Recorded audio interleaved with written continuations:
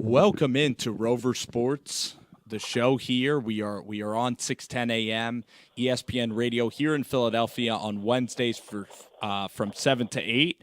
And now we are interviewing, again, a good friend and collaborator of this show, and he now works at Flurry Sports. He writes for Like Show Life, and it's Matt Leaman. How are you, Matt? How's it going, pal? I'm good, Spencer. Just out here in it's probably 115 degrees today in Arizona. Just enjoying the NBA free agency and getting ready to watch the summer league. Absolutely. It probably is not a great time out on the links because you probably have to go out and you're probably walking the tee boxes is just the toughest thing. If it's in the rough, you probably don't even get it sometimes, right, in this heat. Yeah, if you don't hit a fairway, you kind of just move on to the next hole and you don't even look for the ball, honestly. Just move along. So, Matt, let's talk about Gordon Hayward. Gordon Hayward's now on the Boston Celtics. He's now playing alongside Jaylen Brown, Jason Tatum, Danny Ainge. The whole Paul George thing didn't work out, but now Gordon Hayward is on the Boston Celtics. How do you think that this is going to impact Gordon's career? Do you expect his numbers to be on par with what he was in Utah? And where does this take Boston now in the Eastern Conference? Honestly, I think his numbers are going to take a dip. I would have preferred them go after Butler or George. It didn't work out for him.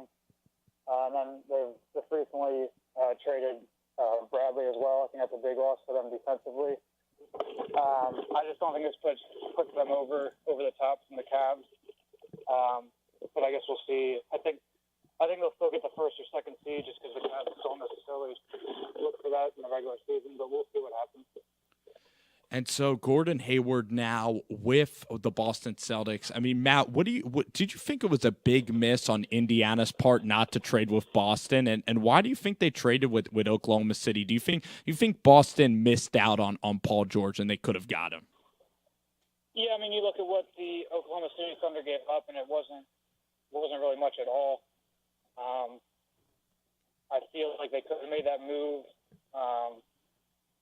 but they didn't pull the trigger. And then Ainge finally made a move trading Bradley. But I guess we'll see what happens. So you contribute with the Los Angeles Lakers, and you're a guy that watches the Lakers. I assume you're a Laker fan. I mean, so Russell Westbrook and Paul George, if they play great together, I mean, it's assumed that Paul George is going to go to the Lakers next year. Do you see any scenario in which Russell Westbrook's a Laker? I know they have Lonzo Ball, but do you see Russell Westbrook considering the Lakers? Yeah, I've seen that rumored last few weeks. I think no matter what, George is gone unless they win a championship, which is very unlikely in OKC. But with Russell Westbrook on the Lakers, I can't really see it with Ball being the point guard there. I just don't see the match. Westbrook loves to have the ball in his hands. I just don't think it would work out in LA with Russell and Ball. Now, if Ball doesn't work out this year and something goes completely wrong with him, I think they might maybe take a look at bringing Westbrook in. So Lonzo Ball is playing his first summer league game. He's going to be playing, I believe, the entire weekend for the Los Angeles Lakers. You cannot wait to see Lonzo. What are your expectations for Lonzo? What do you hope to see from Lonzo Ball in these summer league games coming up here in Vegas? I'm just really intrigued to see. I want to see a shot against some. I know it's not NBA talent, but you have some rookies and second-year players. I just want to see if he's worked on his shooting form at all. I'd love to see him get to the free throw line a bit more. He only got to the free throw line, I think it was around 3 times a game at UCLA last year. So if we can improve upon his free throw percentage and get to the line a little bit more, that'd be beneficial. And then just overall, just seeing how he gets all the young Lakers involved in the offense. Joel Embiid, local guy here in Philadelphia, and Joel Embiid. I know he's had a foot injury. He had the torn meniscus, at the end of last year. What do you expect from his career? Do you think he's going to be a Rob Gronkowski or a Bo Jackson, a guy that's just injury riddled throughout his career? You think that LeVar Ball might be right on that, or do you think that Joel Embiid is going to be a special 20-point scorer, Hall of Fame type guy? What do you kind of see from Joel Embiid if you were to predict what his future would look like? I mean, of course, he has to stay healthy. I think if he does that, he can be a really big-time contributor for the Sixers. He's probably looking at somewhere playing between 25 and 30 minutes a game just to keep him fresh. But I think he can definitely average close to 25 and maybe even 10 boards. I mean, last year in 31 games, he averaged over 20. So I think if he can stay fully healthy and get some work in the off season like he's been doing, I think he's going to be a really good fit for the Sixers going forward. What should be the expectation for Sixers fans? Because, I don't know if you were living in the Philadelphia area back when the Dream Team Eagles came around with Vince Young and Nnamdi Asomugha, and everybody was, everybody's, expectations were so high. And now for the Sixers, everybody's, really talking about Sam Hinkie in such a positive light, saying he died for the Sixers' sins. Everybody expects unbelievable things from the Sixers this year. What should be the Sixers' expectations in your mind? What should fans expect from this team in terms of playoff seeding, in terms of wins, adding JJ Redick? What can we expect from the 2017-2018 Sixers? Yeah, I mean, the expectations are going really low to really high in a really fast time here. I love what they did with Redick and Johnson, both one-year deals.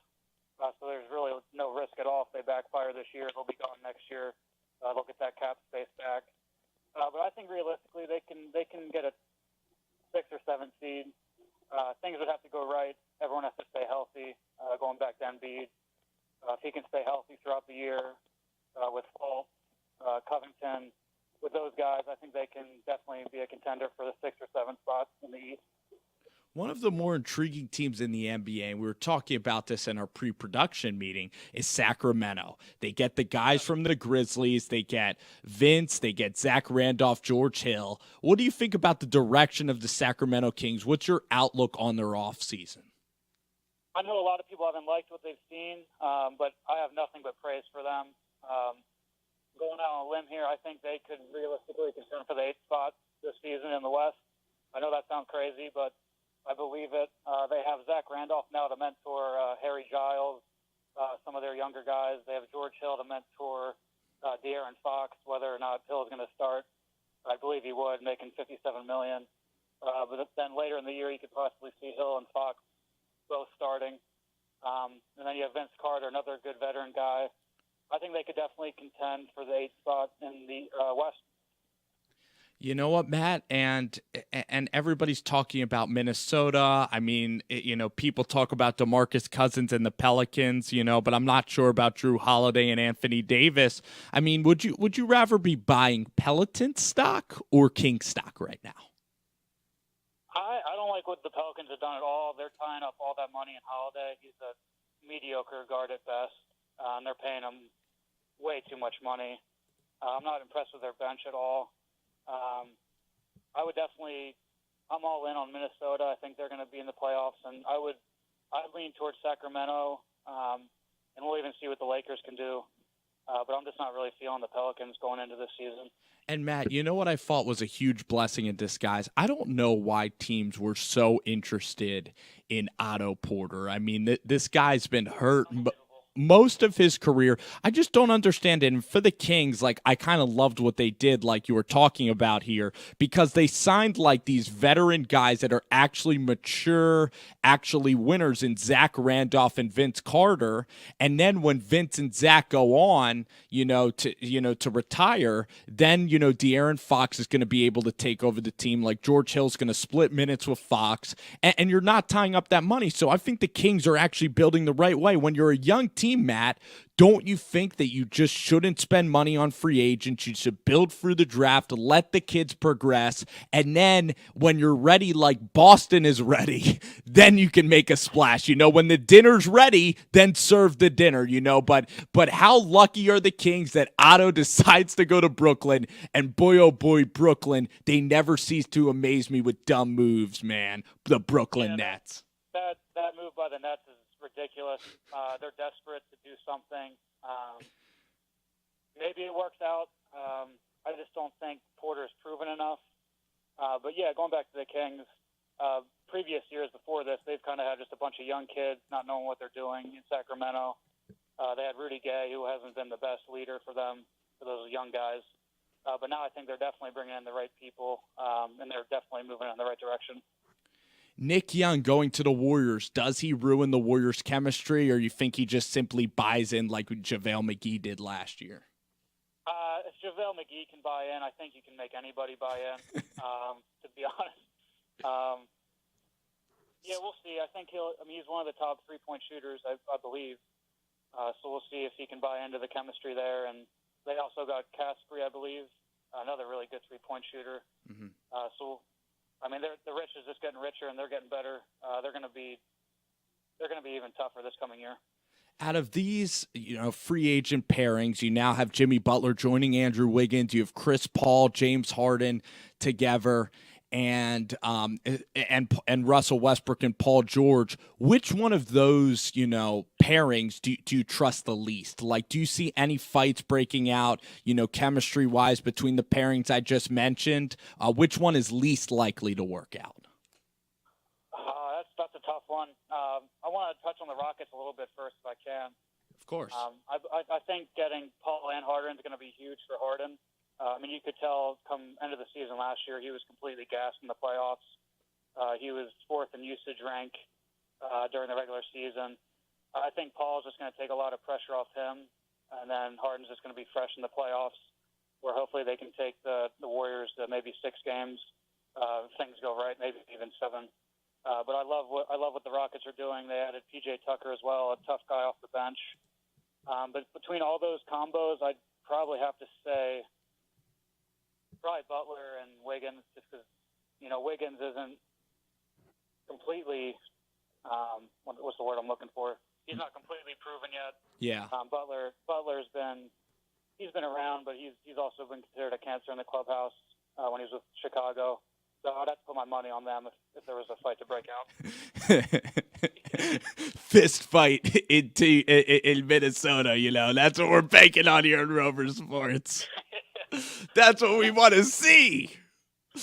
We want to see negativity. We want to see, something that can trend on social media. Listen, Jimmy Butler, he gets such a pass from the media, because everybody hates Fred Hoiberg. I happen to be a big Fred Hoiberg guy, and everybody just seems to love Tom Thibodeau, what he did with the gritty, Joakim Noah and Luol Dengs of the world, taking them to the conference finals. But I don't know if Tibbs can really function in this NBA with this offense, I've always been a Hoiberg guy. Do you think that I'm crazy for not giving Thibodeau credit? What do you think about Tibbs? You think he's tremendous? Because Bulls fans absolutely adore the guy. I think he worked out with the Bulls. That's going back a few years now. I think the NBA is just changing so much. Fast-paced, offensive-minded schemes. It's yet to be seen if a team can really win with a defensive-minded coach like that. But they're going to be tough and gritty. So yeah, going back to the fight question, I think there could even be fights in their practices, to be honest. So we'll see what happens. And there. Tibbs will love that. Last question before we bounce to our main topic, the Big Three. Basketball tournament, of course, which is why everybody's paying attention, is Rudy Gay is now a San Antonio Spur. He's going to be with Kawhi Leonard. The Spurs, Matt, I don't think they have an unbelievable chance at making noise. So I guess adding Rudy, I guess it's kind of a low risk. What do you think about Rudy to San Antonio? Do you think it's a home run hire, or what do you think about Rudy going there with Pops? Yeah, I think it's a home run. Pop knows how to make the most out of the talent he has. It just really depends on if Gay's fully healthy. But I think he could be a nice role player for them. I'd prefer to see him come off the bench, to be honest. I'm not sure who else they have. in the starting lineup there. But Sure. it just seems like Pop gets the most out of his players, and they'll make the playoffs and they'll be contending come playoff time. So the Big Three tournament, Matt, that was one of your first times watching it. Were you riveted by the setup? I know that it takes a while for the guys to get into their sets because they're checking it from half court every time, and they're always sprinting back. It's kind of like you're playing 2K and you're playing with those fake refs that won't hand you the ball. What do you think about the setup, the entertainment value? Is Ice Cube one of the best commissioners in all sports? What do you think about the Big Three, Matt? Yeah, early on, I'd rank Ice Cube up there. He's top. He's top notch. And they made some rule changes after the first week. I think it made the game speed sped up a little bit. But yeah, it seems like the fans are loving it. It's just something different during the off season, so people can keep watching their basketball. And I just want to make a prediction here. Cuttino Mobley is going to win the MVP going away. How confident is Cuttino Mobley? If he walked into a club and the Victoria's Secret models are there, I mean, he's taking a swing. I mean, I think that the guy won't pass up any shot, anything in life. Cuttino's down for it. Yeah, he's the man. He's got that lefty stroke. No one can beat him right now. And it's just his presence, the gray beard. He just even has more wisdom. I mean, everybody's talking about Andre Owens and all this hype about him getting a call up. I mean, Cuttino Mobley, it's just a guy who controls everything, right? Yeah, it's hilarious. And just seeing some of these older guys, with all their gray beards, and just seeing them play again, it's just fun to watch. And it has a really nice entertainment value for basketball, I think. Everyone's talking about AI as this Iron Man, but the guy was only playing 4 minutes a game. I mean, come on, right? Yeah, they were talking him up like he's going to be the best player, and he barely even plays. And I'm sure that's one of the disappointments so far for some of the fans watching. We'll have a documentary of 30 for 30 looking back, on Cuttino Mobley, and Cuttino could just talk all this crap to Allen Iverson. I just can't wait for that, because Cuttino's really taking Iverson's spot, right now. Yeah, he's the front runner for the MVP. I don't know if they give that award out, but we'll give it out here on the show. And listen, I hope that they have enough guys to field the final. Cuttino's going to be in the finals. He's going to be playing. He's going to be healthy, and he knows how to take care of his body now. Yeah, maybe he'll even sit out a few games, get some extra rest, and then he'll be ready to fire in the finals. Exactly. Matt Leaman joining us. Flurry Sports, guys, check it out. It's a new app, okay? Matt Leaman is joining us, and Matt, just thank you so much, pal. Give out your Twitter handle for all of the Rover listeners. Yeah, go to Twitter, give it a follow. It's at Matt_Leaman, Leaman, and just check out the latest sports news on there. That's it, guys. Guess what? Every Friday, Matty Leaman and I talk hoops and talk sports. Thanks.